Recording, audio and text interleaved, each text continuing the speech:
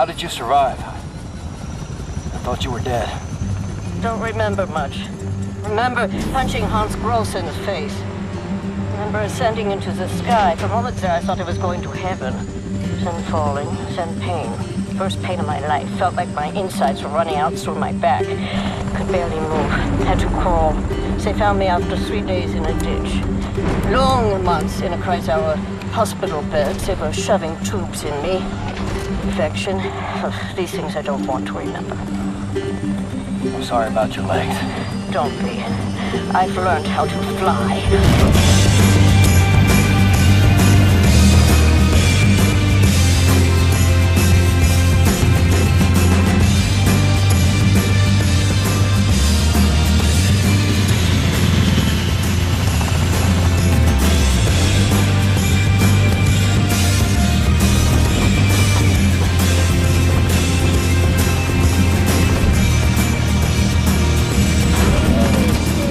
Things are never going to fit, Caroline. Yes, they will. Trust me.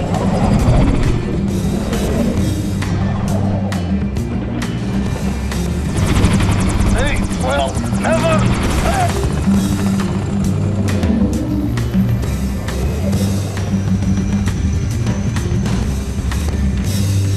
Have you finished complaining?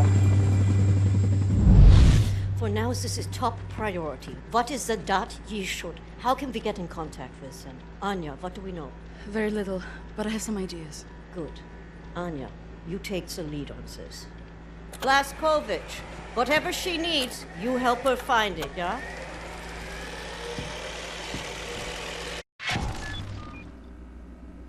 William, I could use your help. Could you come over here for a second? I found some interesting leads. This parchment describes a way to create a type of super concrete. This is what the Nazis have used to build all these concrete monstrosities around here. Yes, everything, even this place. This is the only concrete they used. This is how they created all those cities so quickly. Now that we know where it comes from, I need a sample of it for closer study. Can you look around here for a piece of exposed concrete that shows an outbreak of mold? It should be porous enough for you to cut me a sample. Whatever you need. Also, there was this encrypted list of Dat Yeshut members in Poland during the war. I need to compare it with the official German state records on Jewish citizens in the years between 1939 and 1945. Can you see if those records are in the archives room? I'll get right on that. And there's one more thing. It's quite critical. What?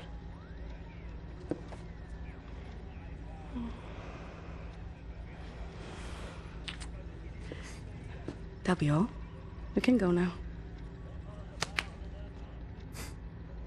So, this little bit, or this little level, as it were, there's a little bit of, like, shooting and doing stuff in it, but it's not quite so filled with action as what there used to be in, like, the other levels, but I kind of figured I've been uploading quite a lot of longish videos on this, so I'm just gonna do...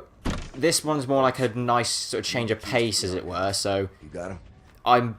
There hopefully shouldn't be so much, like, it... I mean, I feel like that some of the really long videos, like half an hour long plus, like, it sort of tends to drag on a bit, so this one is probably not going to be too long, so see how this goes. Not much longer. What's this about, Fergus? I don't know. Nothing. Everything. It's about that boy, goddammit, Private Wyatt. He should be here instead of me. Who was young. In fact, I reckon this episode is probably just going to be a lot of, like, cinematics and backstory, maybe, so nothing but willpower. Ignore it if you want, but there's still stuff in there. I'll probably put, like, something in the description where you can just skip ahead to some shooting, but there you go. You fucking pissed it away on a whim. Remember Prendergast? That fucking kid, he could endure anything. Now he's gone. They're all fucking gone. And you're stuck with this useless fucking skeleton. I mean, tell me, what's the long-term solution, eh? Who's gonna take over when we're too damn battered to strap on the holsters anymore?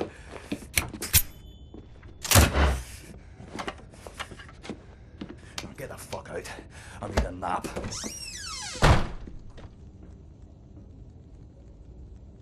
So, for anyone who just saw that, Fergus basically sort of saying to you that you made the wrong decision in choosing to save him instead of Wyatt. But you didn't actually make the wrong decision. You can make whatever hell decision you want, because whether you save Fergus or Wyatt, they'll both tell you that you made the wrong decision. Fergus will say that because he thinks he's too old, and, well, him and Blazkowicz are both rather old, as it were.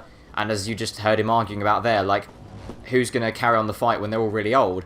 Whereas if you save Wyatt, he'll tell you that you made the wrong decision, because the reason he says is because he says that, like, you left a boy to do a man's work, that sort of thing, because he's only, like, maybe in his late 20s or so by the time this timeline comes around. So, now that we're in the sewers, by accident, as it were, let's just see what we've got here, because there's a few things that I need to get past so I can get out of here, like this turret, which is a real pain in the ass to try and get past. I've just got to wait for it to turn around and then shoot it when it doesn't know what's hitting it.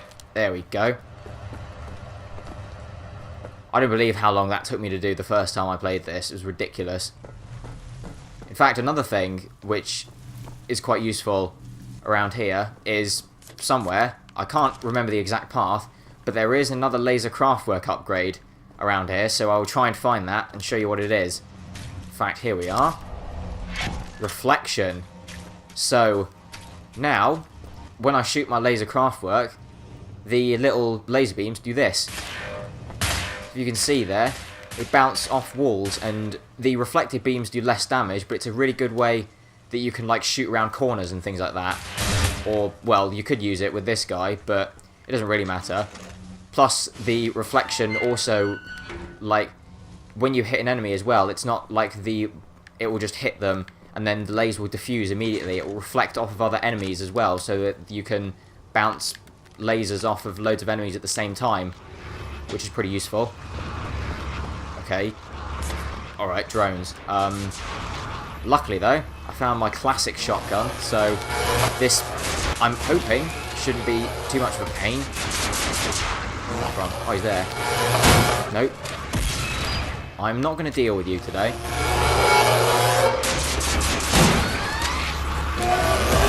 Just like the clay pigeon shooting. But with robots.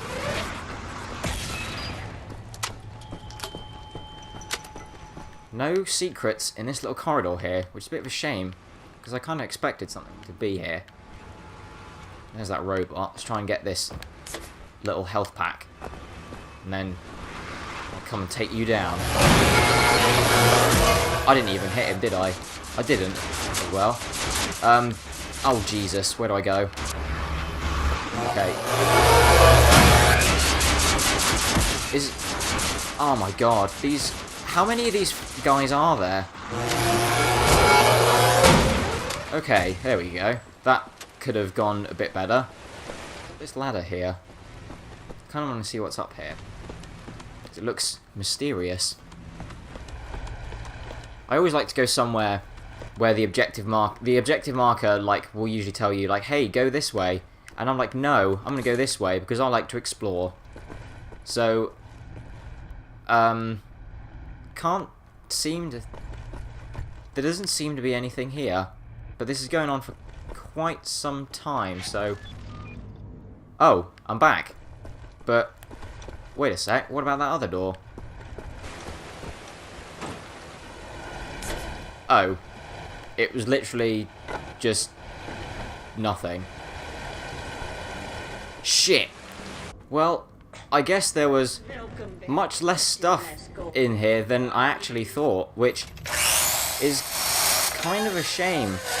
But, I mean, well, you know, as I said, I kind of wanted to put this up as a nice change to actual, like, really long, sort of drawn out episodes where I'm just dying a lot of the time. So, just Used to be Klaus. enjoy the backstory, I Order guess. of war. A miracle, he called it. They had tried for years to have a child, him and his wife.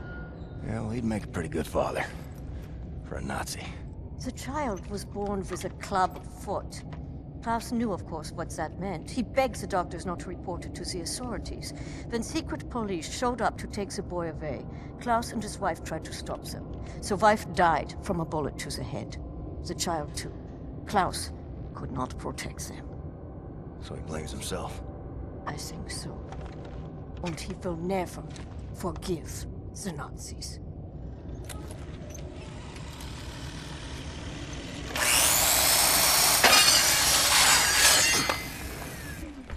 Okay, so now that all that's done, Oh, yes.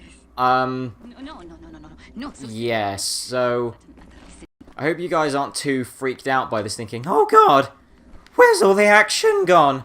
But, yeah, I just kind of thought this would be a nice change of pace anyway, so I'll probably get something with a bit more shooting in it, but for anyone who's more interested in, like, the sort of lore and what's going on with the general story, this episode is for you. I will be back at some undisclosed point in time with the next little level.